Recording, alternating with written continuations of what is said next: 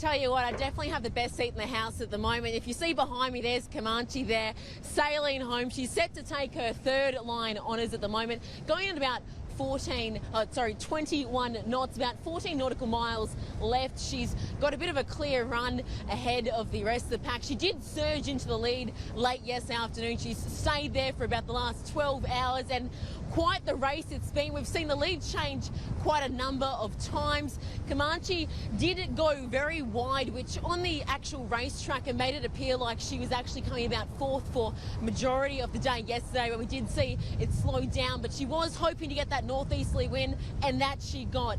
The heavier boat, the wider boat, embracing that wind and really sailing home and coming into her own today to do really well. She's got info truck behind her. She's got a bit of a lead on that one, so there's no doesn't look likely that it will be able to catch her at this stage. We've also obviously got the other rest of the famous five. We've got Blackjack and Wild Oats 11 also there. We did see yesterday Wild Oats 11 fell back in the pack down to 12th place at one stage. Now, there was some suspicions there may have been some sort of mechanical failure. Wild Oats 11, its crew put it down to just getting these pockets of light winds, so it wasn't doing it too well. But today, it looks set that Comanche will sail home to get her third line honours. Obviously, nowhere near that 2017 record that she set, getting the 1 day, 9 hours, 15 minutes and 24 seconds. A much slower time today, but we are looking like she will continue and cross the line in about half an hour time, Tim and Janie. Yeah, of course, it's a handicap race, so we're talking line honours here, and Comanche is going to do this they are just absolutely spectacular pictures where you are right now. It's almost like you're doing some work on the boat yourself there, Andrea. It's fantastic. Now, look, that was interesting, Wild Oats 11. It's rare to see Mark Richards and his boat so far back. Was there any talk that something had gone wrong very, very early in the race when they left Sydney? Well, Tim, chatting to some of the experts, they said when I was chatting to them yesterday, they were trying to get onto Wild Oats' crew, couldn't get onto them, and they were suspecting that something had gone wrong because they said it was just not like Wild Oats, obviously, with its impressive record, having, 9 line honours wins out of 15 starts. They said that there's had to be something that went wrong for it to fall back as much as it did. Now, we didn't hear anything from Wild Oats in terms of that regard. We did see a tweet about yesterday morning saying that it was just a light wind pocket that it kept getting stuck in that sort of made it sit back a bit further than the rest. And we did actually see it fall back to about 30 nautical miles from the rest of the pack and down to 12th place, as I said earlier. So they haven't said as whether there has been any issue. And if there was, they've obviously cleaned it up pretty well because it has definitely recovered a lot of ground over the last 24 hours or so, Tim.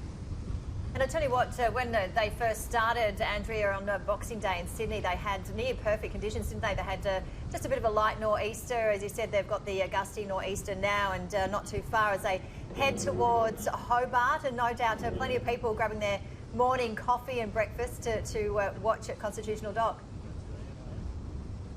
Yeah, absolutely. There was a massive crowd sort of brimming around there as we were going. There's a lot of people very excited to see it. Obviously, we were expecting at one stage that the boats would come in or the yachts would come in late this afternoon, but obviously that changed when those northeasterlies really picked up overnight, giving the boats some speed today.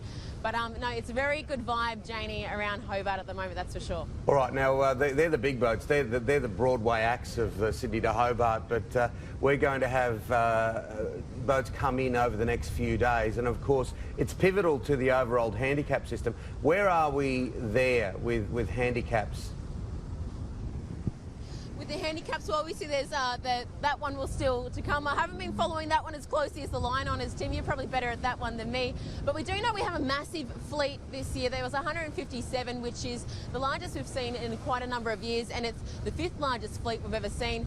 And it's good to hear we have 155 of those 157 still coming through at the moment. Only 2 have retired at the moment, so there'll be a massive amount of yachts coming in over the next couple of days, Tim and Janie. Yeah, I'll do some research on that handicap. We'll get back to you. But yeah, as you say, we are watching. Yeah, no, we're watching where the real action is there. How have you enjoyed this? Because the party starts. It will just go off Constitution Dock. All those pubs, all those restaurants. It is the place to be this time of year. Absolutely. Absolutely. Well, I was actually catching up with Blackjack Skipper's son last night, and he was definitely getting into the party spirit quite early. He did promise me if they were going to get slow today, he would catch up with me this morning. Lucky for him, they're getting in early, so he doesn't have to catch up with me this morning. But I have been told the place that it all is at Customs House, where everyone has a few cheeky rums today after they all get in. I'm sure it's to ward off scurvy or something serious. A beautiful 29 degrees for you today, Andrea, in Hobart. We'll touch base with you soon, Andrea Hobart. Crothers live there in Hobart.